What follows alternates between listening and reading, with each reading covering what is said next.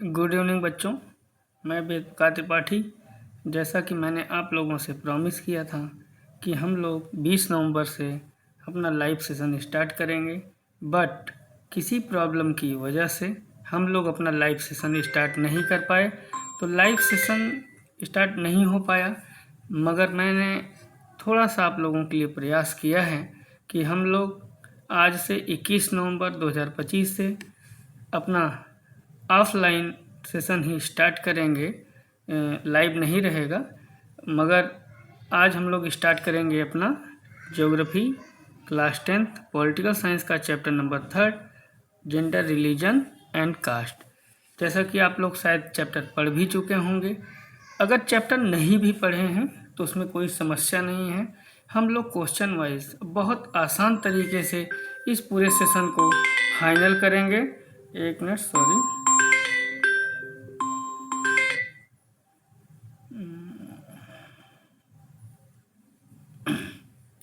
For disturbance.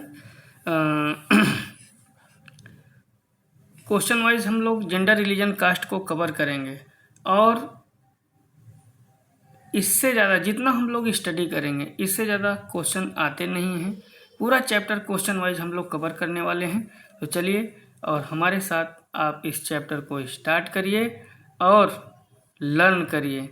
और एक चीज़ ये 100% समझ लीजिएगा कि आप लोग ऑफलाइन पढ़ रहे हैं, ऑनलाइन नहीं है, ऐसा मन में चलाइएगा तो आपको इसका ज़्यादा फायदा मिलेगा। क्वेश्चन क्या है? In what different ways women discriminated are disadvantaged in India. Question क्या पूछ रहा है कि किस किस तरीके से जो वुमेन हैं हमारे इंडिया में उनके साथ डिस्क्रिमिनेशन होता है। तो सबसे पहले एक चीज़ जान लीजिए कि अगर लॉन्ग क्वेश्चन है तो लॉन्ग क्वेश्चन में आप लोगों को इस आंसर तक देने के तरीके को सीखना होगा। हमने देखो थोड़ा सा आप लोगों को क्या दिखाने का प्रयास किया है। हमने इसमें दिखाने का प्रयास किया है कि आप लोग क्या करिए कि इसमें थोड़ा सा इंट्रोडक्शन दे दीजिए, और लास्ट में हमको क्या देना है, कंक्लूजन देना है। और सबसे पहले जो मोटी मोटा इसकी हेडिंग्स हैं पहले हम लोग उसको लर्न करेंगे कि वुमेन्स के साथ वास्तव में डिस्क्रिमिनेशन किस किस बेसिस पर होता है। तो किस किस बेसिस पर डिस्क्रिमिनेशन होता है? एक तो डिस्क्रिमिनेशन उनके साथ होता है किस बेसिस पर? लो लिटरेसी रेट, उनके साथ एजुकेशन की बेसिस पर होता है, और उनके साथ अच्छी जॉब को लेकर होता है, और उनके साथ अनइक्वल वेजेज को लेकर डिस्क्रिमिनेशन होता है, और उनके साथ प्रेफरेंस फॉर सन को लेकर डिफरेंस होता है, और उनके साथ वायलेंस और इनसिक्योरिटी को लेकर डिस्क्रिमिनेशन होता है। अगर हम लोग देखें तो सबसे पहले इंट्रोडक्शन में मैंने क्या कवर करने का प्रयास किया है, India is male dominated are patriarchal society. India क्या है?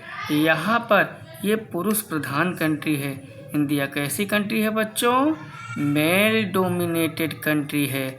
मेल डोमिनेटेड कंट्री है का मतलब पैट्रियार्कल सोसाइटी है। पैट्रियार्कल सोसाइटी है मीन्स यहाँ पर पुरुषों का जो है डोमिनेशन होता है, प्रभुत्व पुरुषों का होता है। महिलाओं की बातों को बहुत कम सुना जाता है, ये अलग की बात है। तो due to this women do not always get the same opportunity as man. Patriarchal society होने की वजह से जो अपॉर्चुनिटीज़ की अगर बात करें तो मेन की अपेक्षा फीमेल्स को, वुमेन्स को अपॉर्चुनिटी कम मिल पाती है, और वो क्या फेस करती हैं? डिस्क्रिमिनेशन। और कितने क्षेत्र में? कई क्षेत्र में लाइफ में वो डिस्क्रिमिनेशन फेस करती हैं। Women in India face discrimination in many ways. महिलाएं अपने साथ डिस्क्रिमिनेशन कई तरीके से फेस करती हैं। जैसे अगर हम लोग बात करें तो पहला तरीका क्या है? पहला क्या ऐसी कंडीशन है जो महिलाओं के साथ डिस्क्रिमिनेशन किया जाता है? तो फर्स्ट हेडिंग है हम लोगों की लो लिटरेसी रेट। महिलाओं का लिटरेसी रेट कम है। लिटरेसी रेट कम क्यों है? साक्षरता दर इनकी कम क्यों है? क्योंकि the literacy rate of women is much lower than man ये हमने हेडिंग से ही बात लिखी कि महिलाओं में पुरुषों की अपेक्षा लिटरेसी रेट कम है।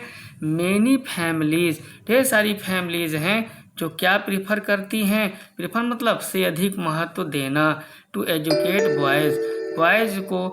बॉयज़ को गर्ल्स की अपेक्षा ज़्यादा महत्व देते हैं एजुकेशन पर। सोचो, अगर एक घर में केवल एक बेटे और एक बेटी हैं और सामने वाले की इनकम कम है, तो वो हर कंडीशन में सबसे पहले वो फोकस करेगा कि वो किसको एजुकेशन दे, अपने बॉय को education they.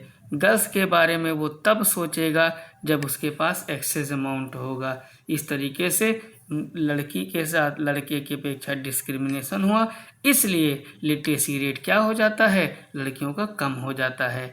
Less presence in goods jobs and high post, अगर आप लोग एनालिसिस करें तो लड़कियां हाई पोस्ट पे कम देखने को मिलेंगी लड़कों की अपेक्षा। ये क्यों होता है?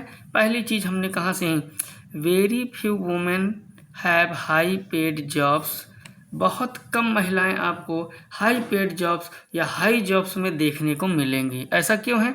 अरे जब लिटरेसी रेट ही कम होगा, जब लड़कियों को हम लोग पढ़ाने के ही कम इच्छुक होंगे, they have not better education than man, जब उनके पास एजुकेशन ही पुरुषों की अपेक्षा कम होगा तो हाई पेड जॉब पर वो कहाँ से जा पाएंगी? अपने आप सोचने की बात है, इसमें रटने वाली कोई बात ही नहीं है। इनका लिटरेसी रेट कम है। लिटरेसी रेट क्यों कम है? क्योंकि ज़्यादातर लोग बॉयज़ को ज़्यादा प्रेफर करते हैं एजुकेशन देने में। और इन्हें हाई पोस्ट जॉब क्यों नहीं मिलती? क्योंकि हाई पोस्ट जॉब पे ये लोग कम हैं।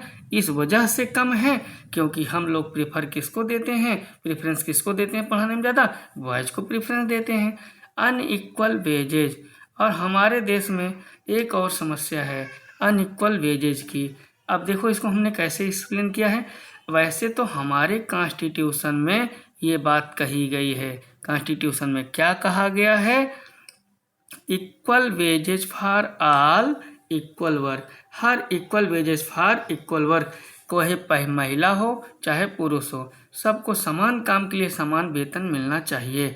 बट इन मेनी प्लेसेस, कई स्थानों पर women still get lower wages than man, और आज भी कॉन्स्टिट्यूशन में प्रोविज़न होने के बावजूद महिलाओं को पुरुषों की अपेक्षा कम वेतन मिल रहा है समान काम के लिए, परंतु उन्हें काम ज़्यादा करना पड़ता है और वेतन कम मिलता है। तो पहली कंडीशन क्या थी डिस्क्रिमिनेशन की? एजुकेशन।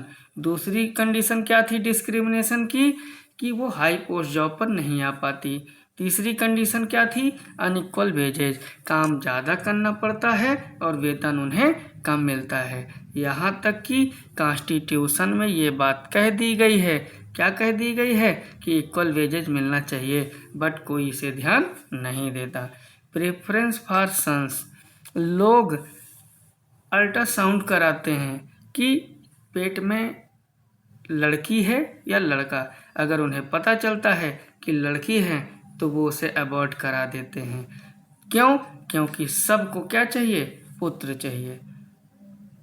सबको बहू कैसी चाहिए? सीता जैसी। मगर बेटा भी कैसा होना चाहिए? राम जैसा। अरे जब सीता को आने ही नहीं दोगे तो आपको सीता जैसी बहू मिलेगी कैसे? लोग ये भूल जाते हैं अबॉर्शन कराने से पहले। तो preference for sons in many families, ढेर सारी फैमिलीज में पेरेंट्स प्रीफर सन्स, लोग किसको प्रीफर करते हैं? लड़कों को प्रीफर करते हैं, किसकी अपेक्षा? डॉटर्स की अपेक्षा। So there is a big problem in population में बड़ी समस्या आ गई है इसकी वजह से।